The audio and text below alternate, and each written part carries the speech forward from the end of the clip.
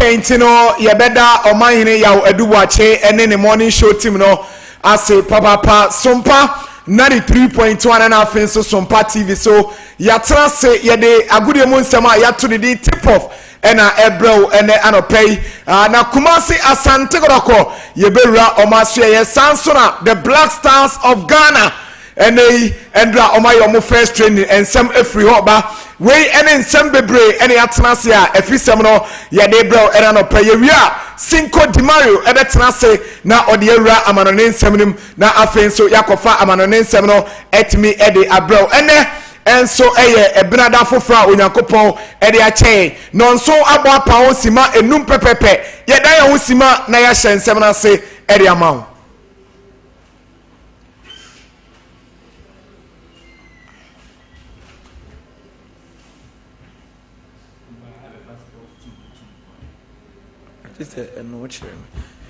Okay, Intino Yensan Soma Obi Biara Akwaba Embra Sompa 93.1 and our so Sompa TV so ene anopay agudi mun sem tip off and yede esmo ni shen samna say area free Kumasi Asante Goroko na Endra Kumasi Asante Goroko omo final training ahead of omo game eba so nyame boa edatina Ghana Premier League a standing game Kumasi Asante Goroko be remo ewo wenchi na omone young apostles area boy ni na coach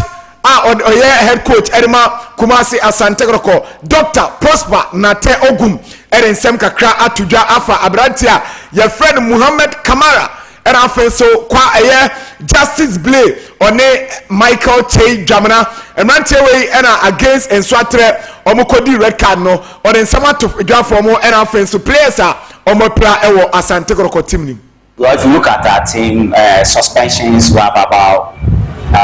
3 players who have been suspended, Blay and then Che and then Kamara. If you look at these players, these are very important players for us. So, and if you look at the number of players who are injured, if you look at Lodamwa, Abetamwa, I mean, these are good quality players that are depth to the squad. But then, that's the situation. We just have to manage it. Eno Dr. Prosper Nate Ogum head coach Edema Kumasi Asante Goroko ena eden sem etudwa say players omo ensa entiminka omo the likes of Muhammad Kamara goalkeeper ena afen so Justice Blay ena afen so Michael Che Jamana no omo technical team le person say emrante omo ade a lot to Kumasi Asante Goroko ni wi no ene ebusa no Kwabi Poku say joining Asante Goroko second running we about 7 matches at 5 goals in the Ghana Premier League. I think it's been excellent because we brought him in to come and score goals and he's scoring. So his impact has been very, very great in terms of our attacking process, prowess, in terms of creating threat for the opponent, in terms of putting the ball at the back of the net. His presence brings it attracts a lot of defenders towards him, and when he has the chance, he scores. Look at it. Eno Dr. Prosper Nate Ogum Kumasi Asante Goroko head coach ena eden sem tudwa obo ne striker Kwabi Poku enso abaso abrante ne joining Asante Goroko no sisia oko Asante Goroko bobo kenimu Ghana Premier League ma oye second top scorer at the match team now was share 5 goals in 7 matches. The only di Asante Goroko no abrante your friend Albert Amwa ono so ashe 7 goals at the Asante Goroko this season we pra bosome eni etirenie ontimi emesi akan edema Asante Goroko na Asante Goroko ene omo betu afri Kumase ede omani ache wenchi anope ya 11 am na Asante Goroko timbas no move na areho 7 say Asante Goroko ede 18 players pe ena ekwo wenchi akobo young apostle game no ni nyina ekwo say players no dodo na etimi epra enti 15 senior players ena 3 no enso junior players ena ebe join team no eni ji sema wo wane say abrantia ye freno Samuel Tinedu oko against Samates no ko prior went to me we against in Atlanta recover or joining team no 18 players Asante Krokode omokobo against Young Apostles no 15 senior players no Frederick Asare ene Benjamin Chum omuna yetu goalkeepers no Michael Sefa Patrick Esiedu Samba Indongani Onel and offensive Henry Kwame Ensu Samuel Tinedu Andrews Intimenu Emmanuel Entry Baba Yaya Elvis Che Bafo Saka Dauda and offensive Isaac Minta Kwame Poku and Abrantia friend Samson Eduku wey any senior 15 players Asante Kotoko Edomoko 3 junior players no Avoka Kwesi Vetus and Isaka Abdo and Godfred Kodia wey any Asante Kotoko 18 players omodo omobo Young Apostle no in each channel say at least omanya krano 20 players and as omodo ko but because of injuries Kumasi Asante Kotoko papa ye na yewie wo Asante Kotoko nsensem no coach Prosper Nate Ogum a report to player bako ede ama Kotoko IMC no waye niamo sam kakra ewo Asante Kotoko team nimtino wa report no ede ama mpanyifo egusua ehwe sa abrante no enso hu nsema mrepram no yebema all the details no eho ne yewremu wo wanchi na unim se agopama we GFA4 ede betu dwa se enya de se yebetimi abo Ghana Premier League o san se endu standard omo peno ema Young Apostles omo game omo kobo no wodoma sabedie omo ne Asante Kotoko omo back to wanchi na agopama no ena omo siesie ne kama enso eho no mantino we enso wanchi sports stadium Sunday eho ena na se echina Wednesday Asante Kotoko ewremu ho enso akobo game no ni nyina echira yetrasia details no yerebebro yebeka say match we no live commentary enso ebaso ewo Sompa 93.20 ya na oso anya adaje no join away from Asante Kotoko ensensem ni mo na yenwremu ewo Nations FC na yendin komo enfremfro nanoi Nations FC enemy diama ekobo game na game no eba na we na Nations FC ewini kamienu ama midiama ate ekarim bako na supporters chairman edema Nations FC honorable Richard Ajimai ena eden sem kakra eto Sompa Sports enim na enyema bako ene beka ho so so ra recently no na ye free matches ya bu na ye lusu na ama ese ye ya mu kakra tina na die ndie msa kia na ki ede na me na wo hye no ni munyam be hye no ni munyam ama ye besre amsane no resadi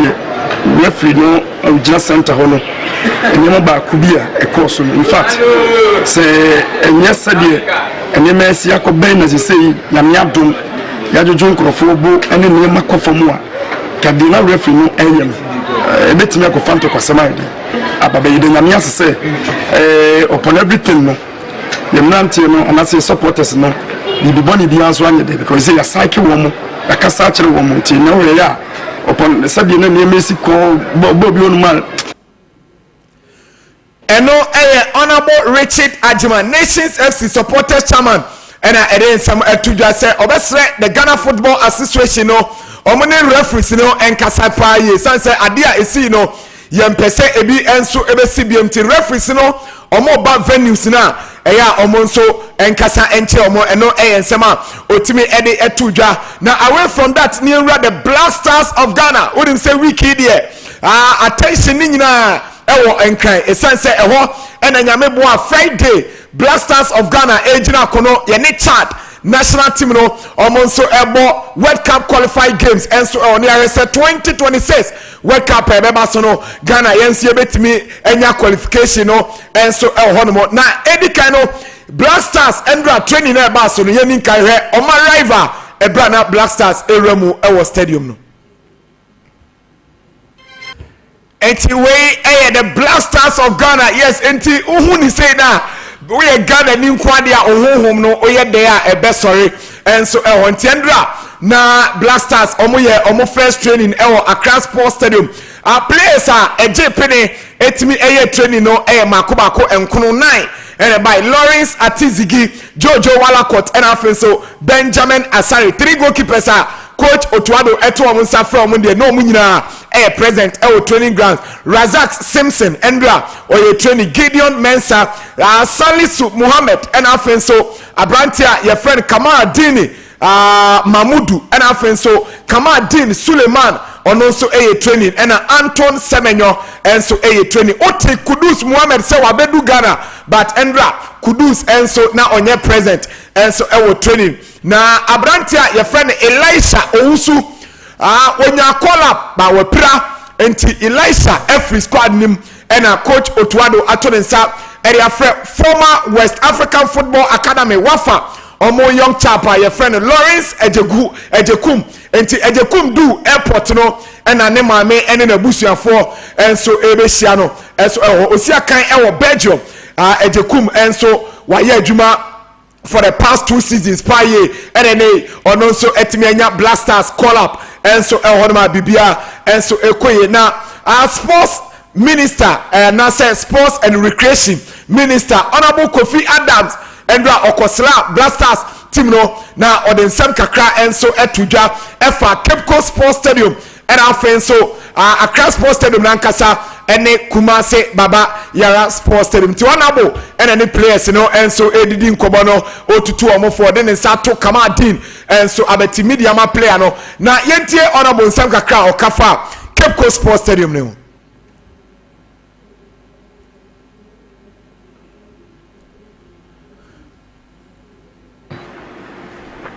Of the key stadium facility that we have, Cape Coast is the one that we will not spend so much refurbishing. So we should refurbish the Cape Coast quickly and not allow any club to play there. Just keep it as a national stadium for Black Stars only for the meantime. So we would have prepared it for the September and then October window when we play the next qualifiers again. Then we can close Ohinijan and Babayara Stadium. We will close it and make sure that. And then sports and recreation minister Honorable Kofi Adams that's a Ghana idea ya close as you be CAF say emiti almost standard FIFA say emiti almost standard once again Honorable area 2 ya say yebesa akrosu Baba Yara Sports Stadium and our friends so Cape Coast Sports Stadium ne Accra Sports Stadium na renovations and so etimi akoso na mame Mr. KTS Okeku President Edema Ghana Football Association on it Sports and Recreation Minister Honorable Kofi Adams and our friends so ESCO members and the RFA chairman for no mame Mfonyini kakra Endra President Ede RFA and our friends so ESCO members Ekochia Sports Minister and so honti we no koye introduction Edema almost say ampa we more any empenyfo oni omo eye adwuma no enso ewo efe asoye na chese bibia enso etimi akoye away from that yewrem wo Chad omo national team no arrival no Chad for no eba no yehwe ekwan a Chad for fan so ebewrem ewo eye Kotoka International Airport.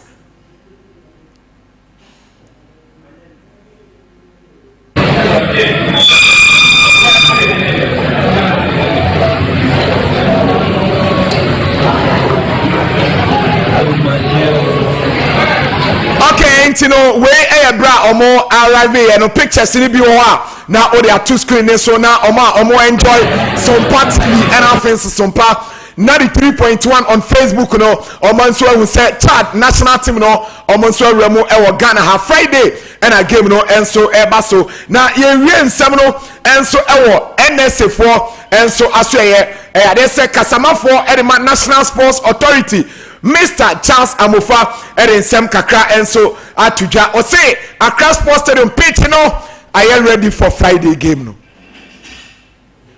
the between akuni again share ni CC wa Accra Sports Stadium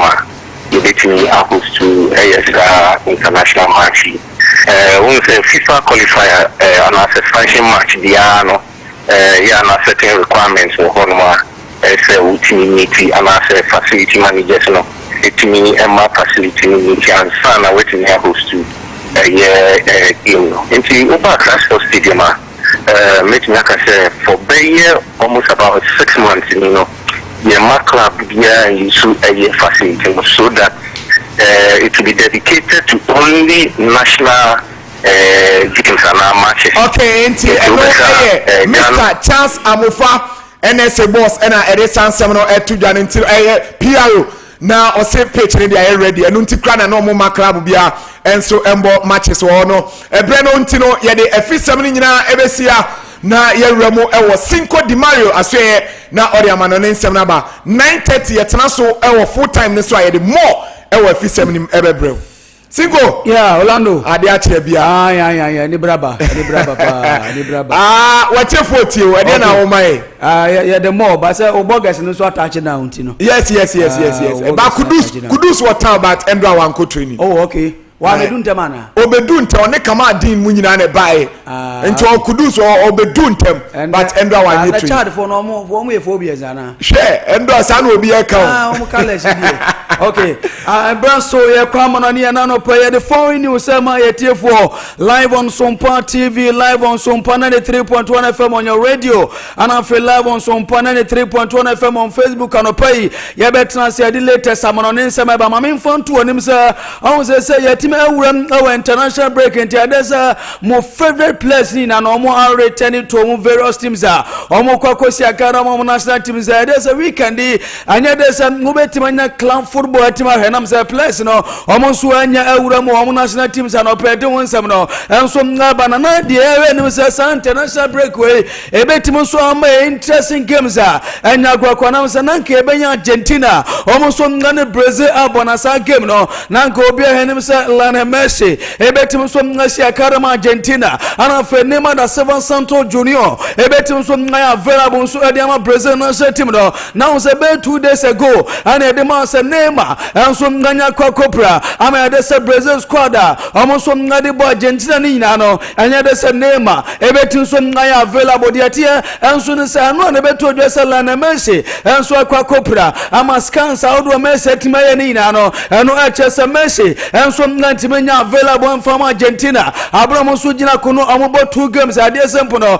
omo so ngabo de atia Uruguay and from so body atia Brazil so 2 games in no Lionel Messi entimensia kai and so from Argentina na share team na no pai ye don say mama multiplayer omo so ngapro multimenya available and from Argentina na share team ni na no Lionel Messi and the kai Paulo Dybala and Kobe Sanso and Giovanni Lo Celso Abrante Fansa Gonzalo Montiel na no and some players on my prayer anya available from Argentina team no already Abrantia your friend Lizano Martinez the on prayer just an otifia minuka se on team crown recover ya and no pay this handsome no and some nama mo jibedino so now after Lionel Messi beto de se wapra obetin so amesi gamer adesa Argentina and Uruguay and after Brazil beboni and the atia and so say oko Instagram IG Messi so aya so no at the statement about one tia all chems and ye pass all games abasua and 2 important games Argentina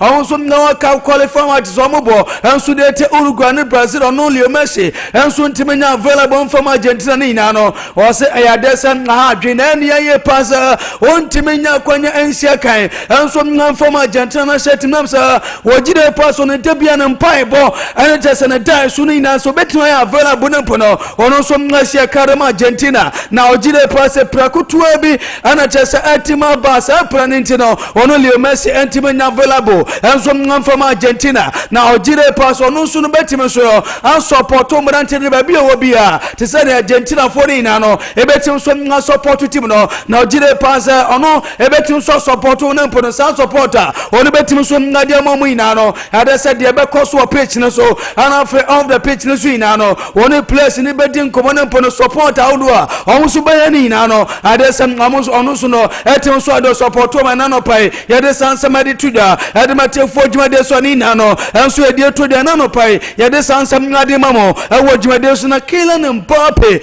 enso anya awura no France o national team camp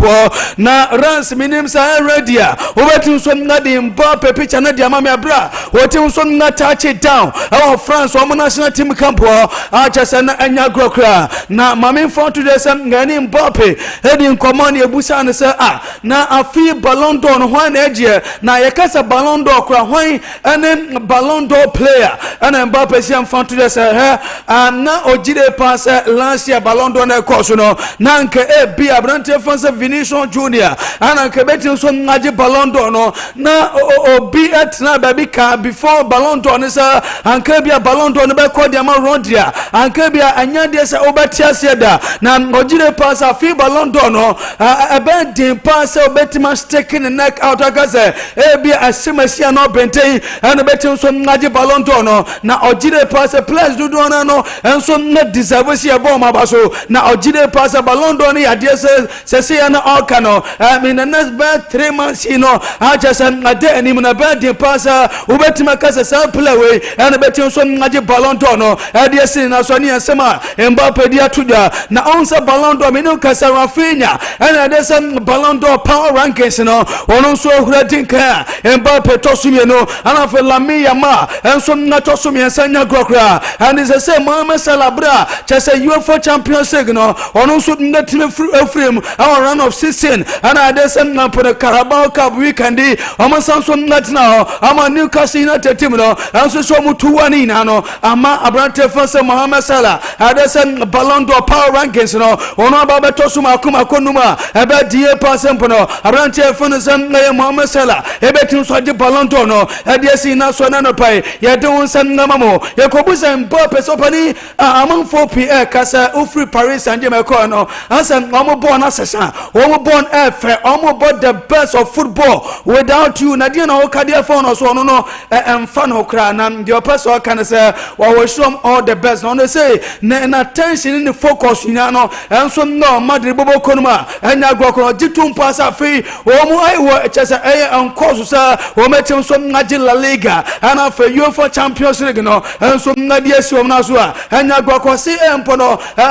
possible say on betim agi trouble nam sa anza Copa del Rey ana fe La Liga no enso na Champions League ni na no and say madi team na go so compete here o enim say the first season no o betim so ngaboa na otemadi team no etim so ngadi sa trophies no no jide pass o team yes ade na ni season no ebetim ai extraordinary ni asema Kylian Mbappe enso ngadi atuda no pai ye de sansama de mamo e wo jimade so ni na no enso ngadi aba mami fonto da sa Bukayo Saka enso Arsenal player na de tia enso ni sa player we onsan wo partner fiache yepa na yesebo no kona kampa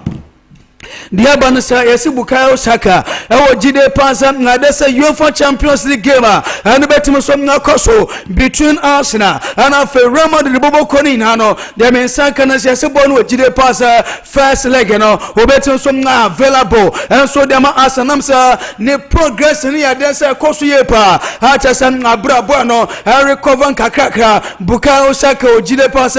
kwambia so betim so no so na bo game ni be against Madrid bobo koni na no pai ya de won sam edimamo e wo dwumade so ni na no enso na die to da na die tie enso ne sa on sabrontia ya fo sa William Saliba ono na play o sia kan edima Arsenal boboko no mami infanto de summer transfer window ni bia ya se madi team ne beba na omo beba na nibra supanam sa omo e wo jide pasa since Sergio Ramos eko no omo ensheda enya replacement na omo jide pasa William Saliba ebetim so na feel sound void Sergio Ramos ejare tu ono na omusi omo jire pase kwambia so no summer time for no ni bia William Saliba no omo sambe team akandiatia enso ne sa nkobodi na team ahyasie ama chase madi team no kura no ansa omo ne boy na kasa sie ama chase Mbappe kura ne boy na kasa sa madi team na emode wo ba chase no be enjoy trophies outdoor won sa be team akansa na team wa boache trophy nya de se team agibida ya se boy ni aya convince kwambia so sa summer time for no ni bia William Saliba betima kwasamre kona no mama infanto des Arsenal enso na gusu ne Saliba din kobasa obetim so na sign new contract enso no adama Arsenal bobo kona ni na no enso e die to dia na no pai ye de won sam na mamo e wo djumade so mama infanto des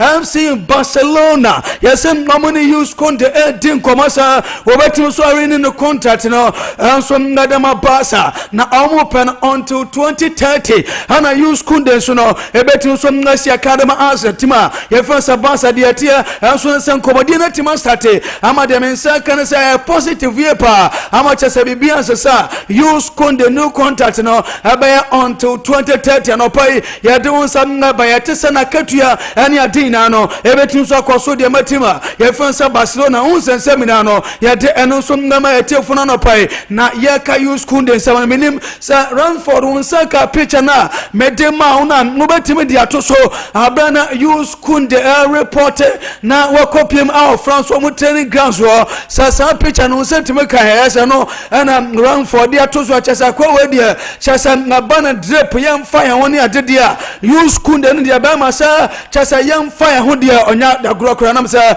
na akwa fa so na fan ho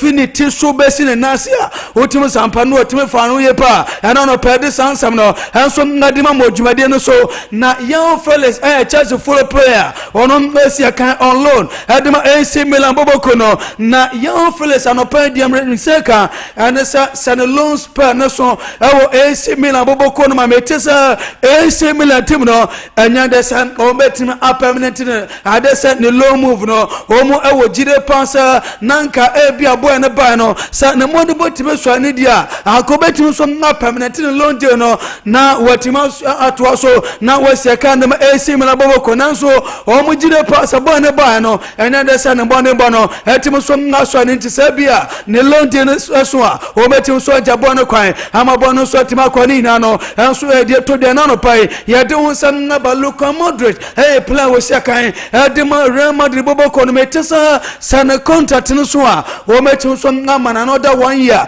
na Luka Modric so no etim so na sia atwaso sia kan de ma Madrid boboko no mo jire pasa na mfere de kwa na ekoso na mo chesa no ne mpom ni ade ene chesa bola oba bibia chesa Luka Modric ni ya fita o mo jire pasa obetim atwaso enso na sia kan de ma Madrid boboko na ni na no enso e die to de na no pai ya de sansam ade to da de ma tefo adwuma de so ni na no enso na lete saba Luis de la Fuente haya manager de ma La Furia La Roja mecha Spain na team no o wen si amfan to da sa ebrebi anya adusa hasa referees ebetimi a protect akoda na ye fansa lami ya manam sa hasa kwen abon na faso bon no hasa no attract a lot of serious tackles into the referees anti-man protect akoda na ye fansa lami ya mana hasa ne career no ebetimi so na short nam sa akoda no we are 17 years away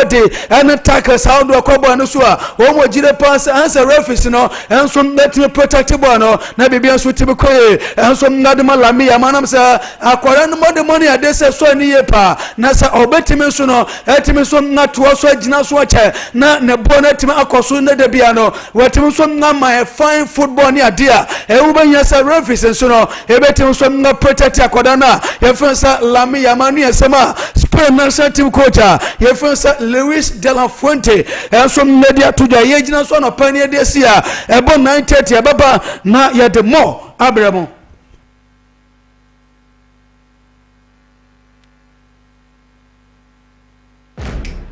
There's nothing worse than your multi-bet missing, but nothing better than having it saved. Bet Saver.